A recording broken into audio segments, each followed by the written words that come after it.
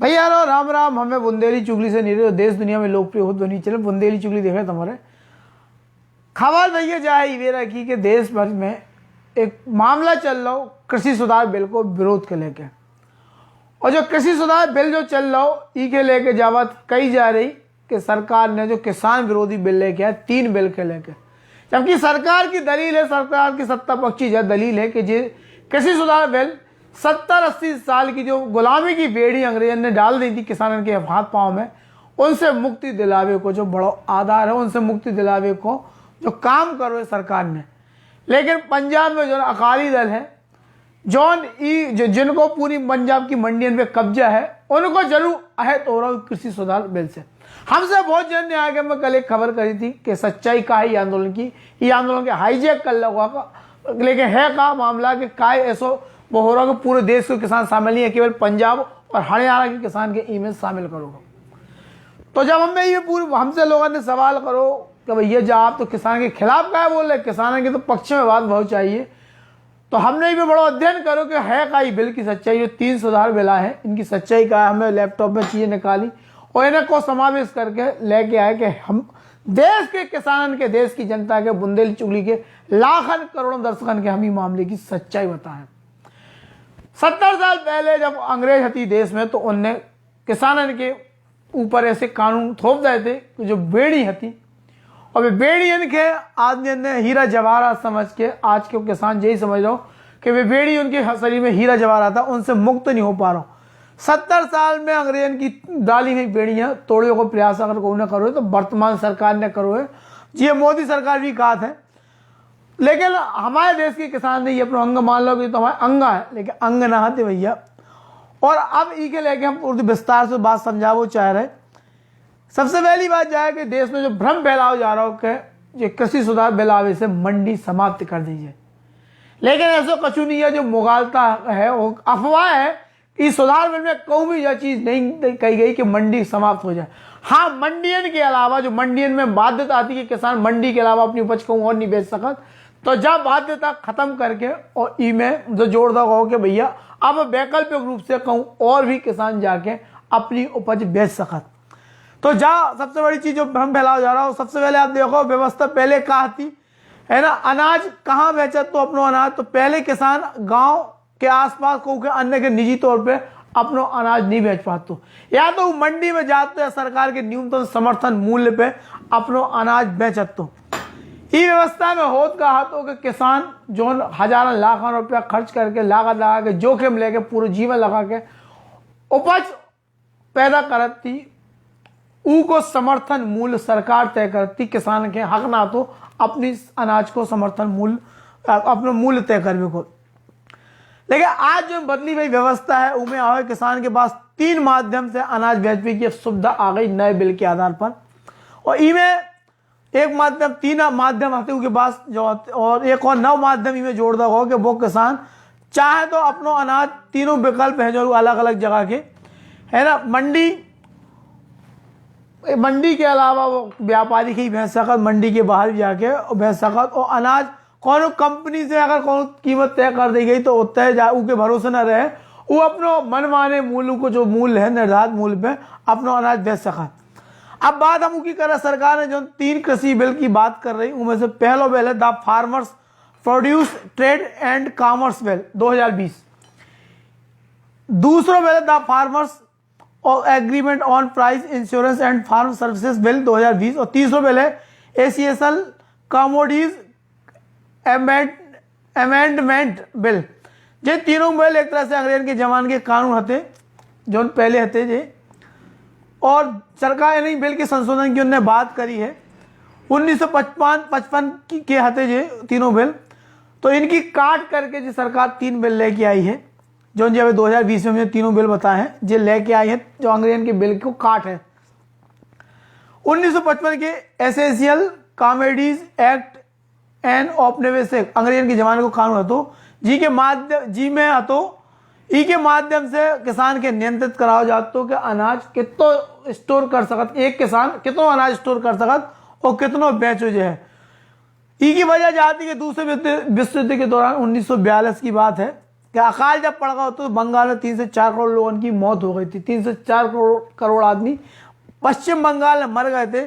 तो अंग्रेज ने एक तरह से कानून के माध्यम से किसानों की अनाज की खरीद और स्टोर करवे के बेचवे को नियंत्रण अपने हाथ में लेके एक जो एक्ट स्थापित करता था। दूसरे विश्व युद्ध में जापान की फौज के डर से अंग्रेज ने बंगाल में पूरा अनाज स्टोर कर लो, तो इस वजह से भयंकर अकाल पड़ गया तो करोड़ों आदमी मरे थे उस समय।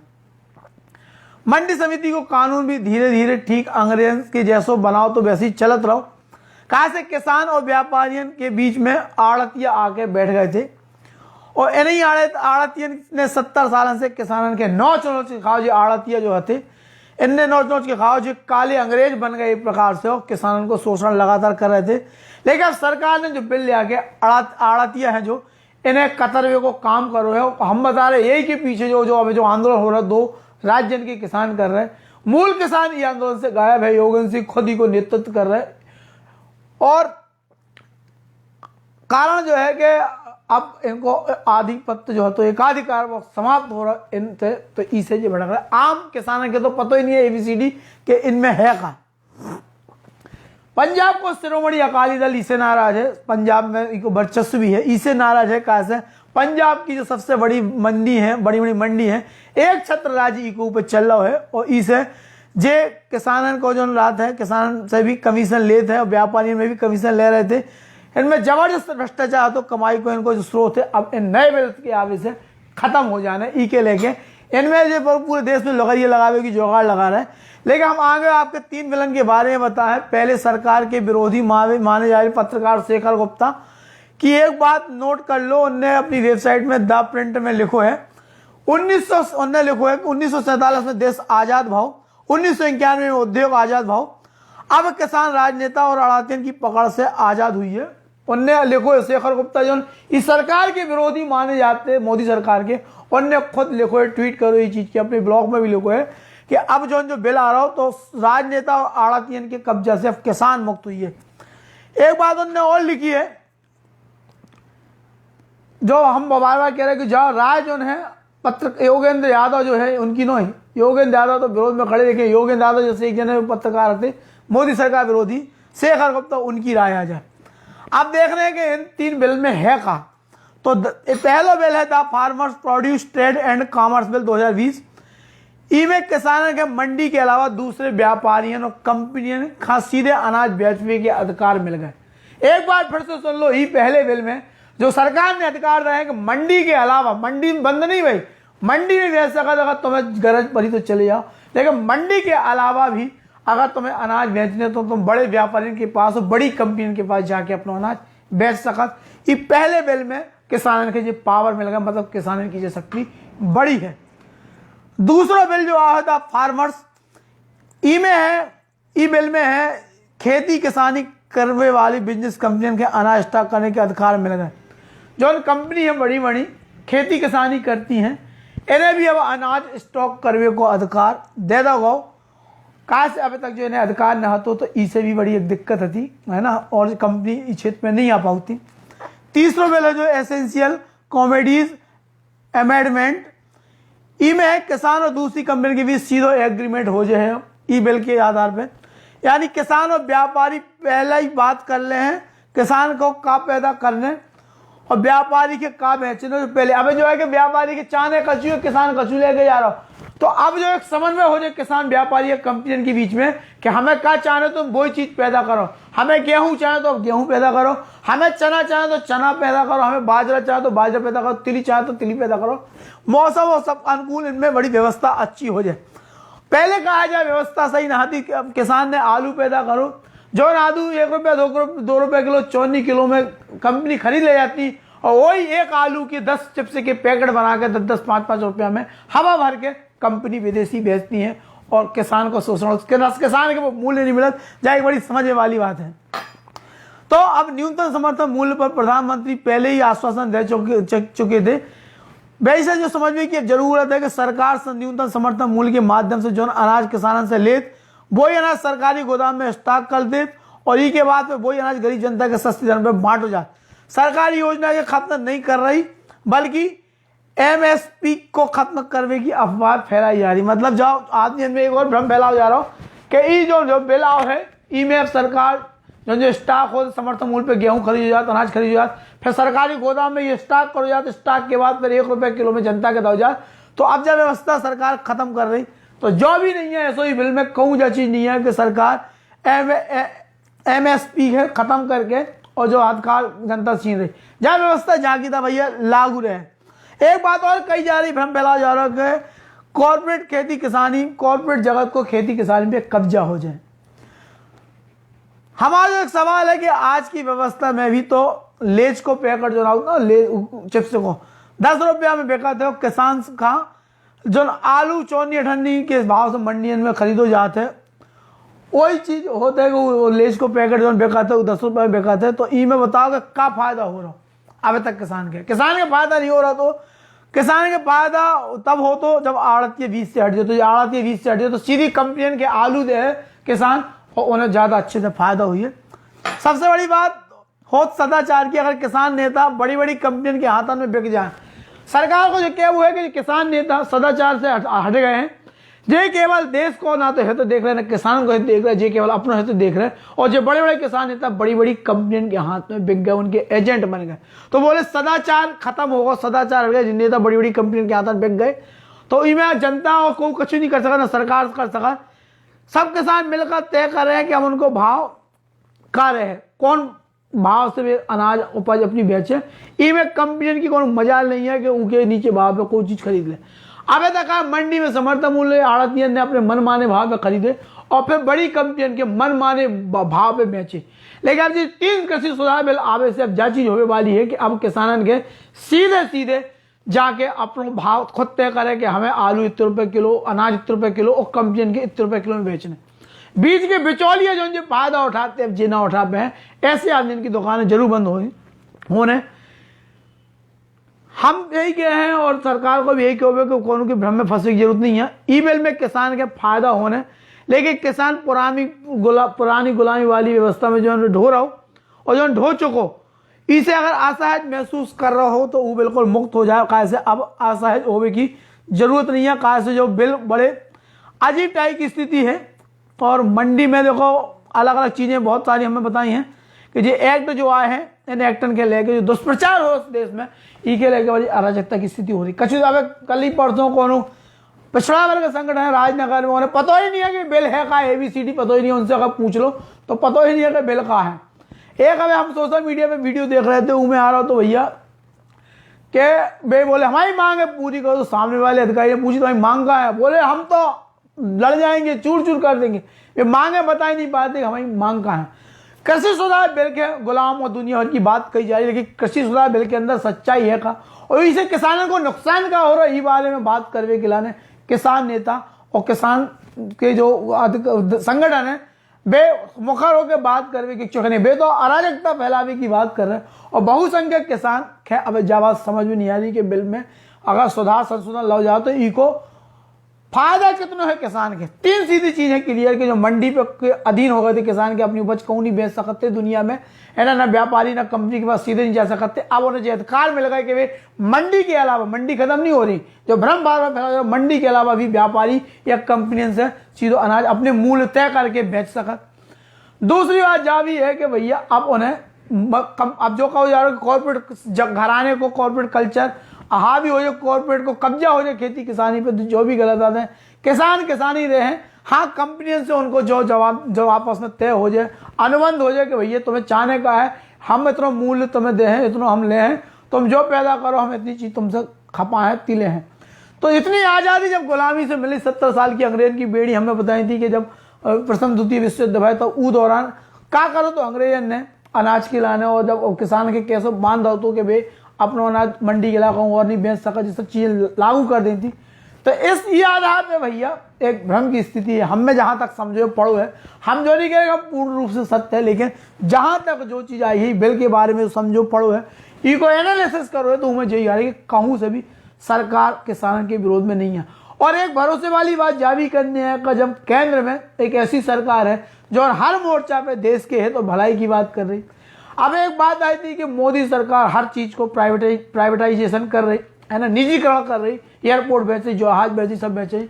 और फिर एक सोशल मीडिया पे एक स्कूल को एक वीडियो वायरल हो कि जहाँ एक अधिकारी स्कूल में पहुंचा था और शिक्षकन से सवाल पूछा कि तुम्हारे एक कमरा में बैठी करगा नहीं मास्टर नहीं। प्रिंसिपल से पूछी उनकी तनख्वाह 1.25 लाख, मास्टर नहीं से पूछी 70,000 80,000 ऐसी तनख्वाह, और एक कमरा बैठी बच्चन के पढ़ा नहीं रही थी। और उनसे कही तुम्हें कितने दिन से क्लास नहीं, तो पता चलो रोज ऐसी स्थिति रात क्लास लेती नहीं है। और एक स्कूल में एक कलेक्टर साहब गए, उन्होंने जाके देखो और बच्चन से पूछे तो मैडम कहा है, मैडम से जब अंग्रेजी में सवाल करे, हिंदी की भाषा सीखी, उन्हीं की किताब के क्वेश्चन करें तो उल्टे सीधे जवाब दे पाएंगे। देश के प्रधानमंत्री राष्ट्रपति को है, ये बारे में भी उन्हें जानकारी ना थी। बहुत सारी ऐतिहासिक चीजें जो बच्चन के ही पता हो, बे उन्हें ना पता होती। तब अधिकारी भी अपना सिर पीटने लगे, भगवान कैसे आदमी सरकारी तंत्र में भरे हैं कि लाखन करोड़ों रुपए की तनख्वाह ले रहे हैं और लेकिन उन्हें ज्ञान कछु को नहीं है, कैसे नौकरी में भर गए।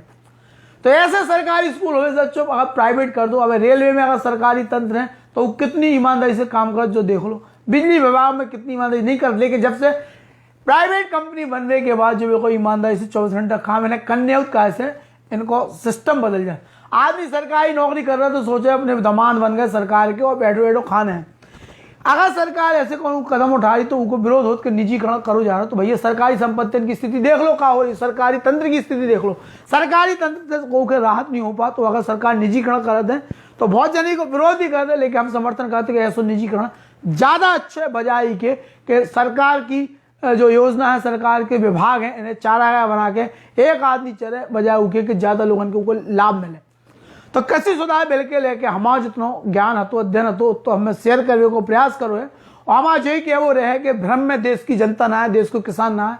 अगर तुम्हें खुद अधिकार सरकार दे रही कि तुम अपनी उपज को मूल्य समर्थन मूल्य तय करो, तो हमें लगा जो तुम्हारी शक्ति बढ़ रही, आड़त यानी कि कब्जन से तुम मुक्त हो जाओ, इससे तुम्हारी शक्ति बढ़ रही।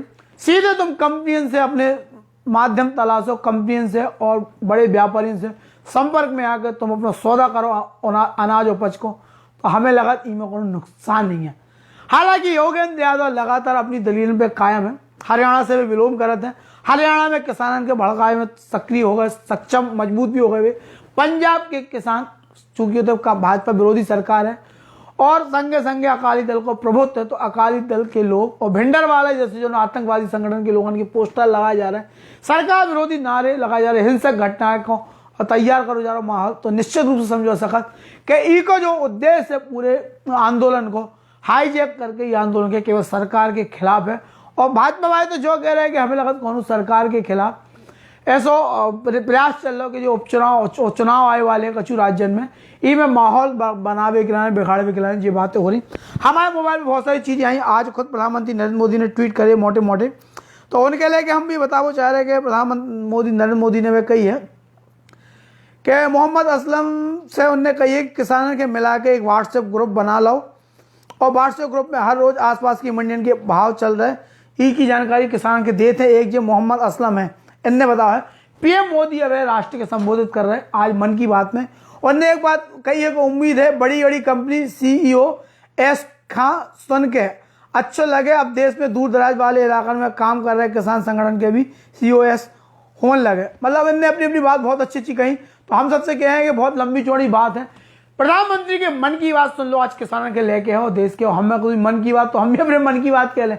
तो भैया आज जो सबसे बड़ी चीज है विश्वास और अविश्वास की है।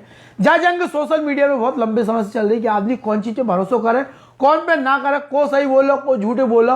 और स्थिति जाए कि अब कछु दिन जो किसान आंदोलन के नाम पे कछु जन ने जो भाजपा और उनके विरोधी हते नेता था राजनीतिक दल उनने अपने अपने ब्लॉगन पे ट्विटर पे सोशल मीडिया प्लेटफॉर्म पे पुराने किसान आंदोलन के फोटो डाले के बौछा हो रही मारा पीटी के भ्रम फैलावे के लाने ऐसा माहौल तैयार करो कि देश के लग रहा हो कि जब सरकार तो बहुत बेकार कछु तो गले आ भी रहा उल्टो सीधा ही बोल रहे हैं, लेकिन सच्चाई कछु और रही देश के खिलाफ लंबी साजिश चल रही। फिलहाल भैया हम ले रहे बेटा बुंदेली चूंकि से हमें नीरज जयराम जी की।